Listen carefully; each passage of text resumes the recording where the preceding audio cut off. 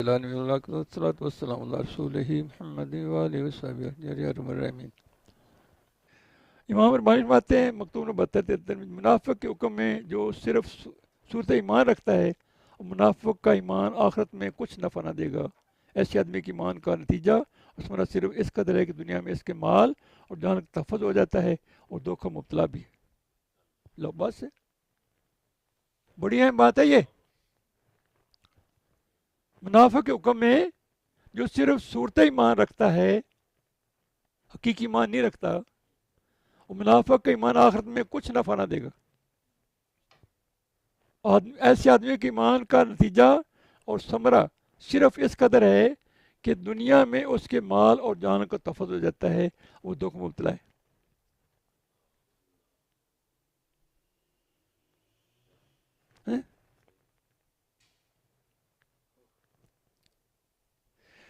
تب شرط تبلیغ میں جو کوئی میرے ذمہ تھا اس میں سے کچھ اپنی نصیحت کے مطابق تو اس سے کہہ دی گئی ہیں، آگے تیری مرضی کہ نصیحت قبول کرتا ہے یا رنج کرتا ہے یا غصہ کرتا ہے، تب کہ تیری مرضی۔ غصہ کرے گا اپنا نقصان کرے گا، قبول کر لے گا تو اپنا فائدہ کرے گا۔ دیکھیے کون صاحب دولت ایسا نکلتا ہے جو دنیاوی کرو فرق، نوکروں چاکروں اور ان لذیذ چرب خانوں، لباس آئے فاقرہ، امیرانہ کے باوجود کلمہ حق قبول کر لینے والے کانوں کے ساتھ سنتا ہے۔ امام صاحب فرما رہے ہیں، ہم تو پڑھ کے سنا رہے ہیں۔ دیکھتے ہیں کہ کون صاحب دولت ایسا نکلتا ہے جو سنے گا غور سے اس کو صاحب دولت کہہ رہے ہیں، جو حق بات سنے گا اس کو صاحب دولت کہہ رہے ہیں۔ جو اس دنیاوی کرو فر، نوکروں چاکروں، لین لذیذ چربوں کے کھانوں، لباس ہے فاخرہ، امیرانہ کے باوجود کلمہ حق قبول کر لینے والے کانوں سے ساتھ سنتا ہے۔ یعنی یہ سب کچھ اس کے پاس ہے لیکن پھر بھی متوجہ کو سنتا ہے بات کو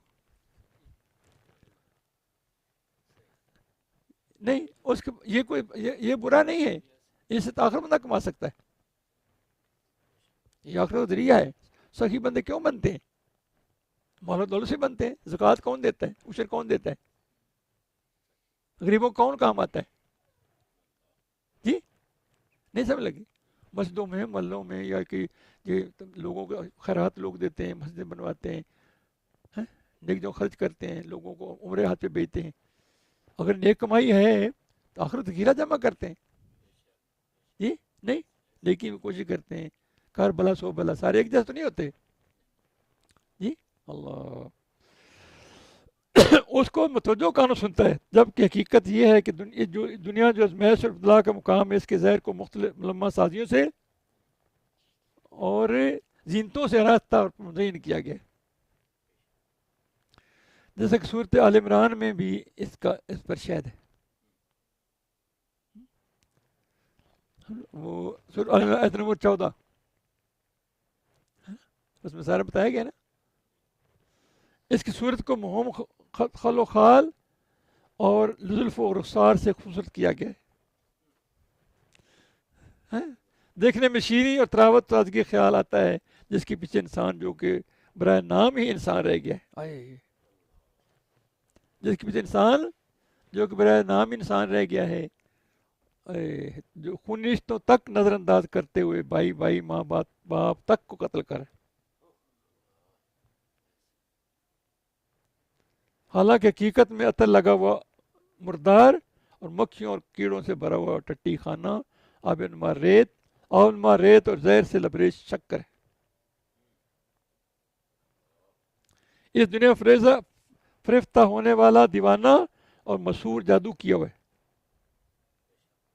جو اس کے زہر پر فریفتہ ہو گیا تو نقصان ابدی کے ساتھ گرفتار ہو گیا۔ اللہ تعالی ہمیں اور تمہیں اور ہم سب کو دنیا کی محبت سے بچائے اور حق کا راستہ دکھائے۔